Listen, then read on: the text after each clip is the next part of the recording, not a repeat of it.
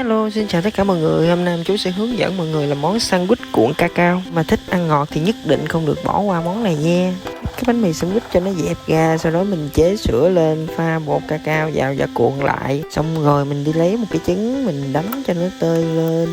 Mình đem cái bánh mì sandwich của lúc nãy mình nhúng vô trứng. Sau đó mình đem lên mình chiên cho nó vàng hai mặt là được nha. Wow. Cùng thì mình rưới một ít sữa lên và cho một ít cacao lên. Em chú cho cacao hơi lố tay nha. Còn bây giờ thì ăn thôi.